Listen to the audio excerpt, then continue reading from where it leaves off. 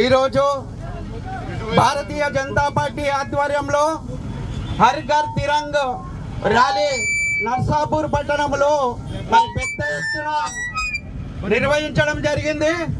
ఈ యొక్క ర్యాలీలో పాల్గొన్న మరి స్కూల్ యాజమాన్యాలకైతేనేమి, అదేవిధంగా స్కూల్లో నుంచి వచ్చిన విద్యార్థులైతేనేమి, కాలేజీ విద్యార్థినులకు, మరియు అదేవిధంగా బీజేపీ రాష్ట్ర నాయకులకు మరియు జిల్లా నాయకులకు, బీజేపీ కార్యకర్తలకు మరియు పోలీస్ బృందానికి అందరికీ కూడా పేరు పేరున నమస్కరిస్తూ ఈరోజు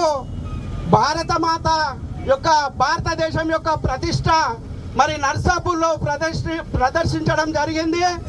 మరి నరేంద్ర మోడీ గారు గత 11 సంవత్సరాల నుంచి వారు ప్రధానమంత్రి అయిన తర్వాత ఈ యొక్క భారతదేశం యొక్క కీర్తి ప్రతిష్టలు ఈ యొక్క ప్రపంచానికి తెలియాలనే ఉద్దేశంతోనే మరి 15 ఆగస్టు పురస్కరించుకొని మరి ఈ యొక్క తిరంగ ర్యాలీ నిర్వహించడం జరిగింది.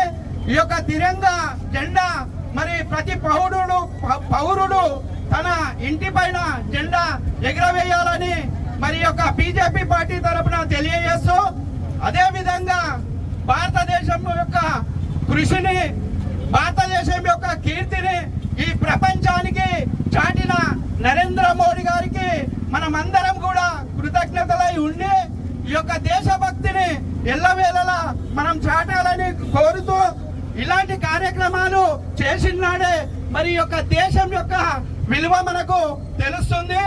భారత ప్రధానమంత్రి మరి పహల్గామ్ లో మన హిందువులను అతి దగ్గర నుంచి కాల్చి చంపిన మరి పాకిస్తాన్ ముఠా ఏదైతుందో, పాకిస్తాన్ ఐఏఎస్ గుండెలు ఏవైతుందో వాళ్ళు మరి మన దేశాన్ని విచ్చలవిడిగా చేసే ప్రయత్నం చేసిరు. అవన్నిటి కూడా తిప్పికొట్టిన భారత ప్రధానమంత్రి 24 గంటల్లోనే మరి ఆ ముష్కరులను పాకిస్తాన్ లో చొరబడి అందరినీ కూడా హతమార్చిన సంగతి మనకు తెలిసిందే. ఈరోజు భారతదేశం 4వ ఆర్థిక దేశంగా ఎదుగుతూ మరి ప్రపంచంలోనే 2047 వరకు మొట్టమొదటి దేశంగా అవుతుంది. కాబట్టి హిందూ సోదరులారా ఇప్పటికైనా ఆలోచించండి. చాలా మంది మన దేశం పైన కుట్రలు పన్నుతున్నారు.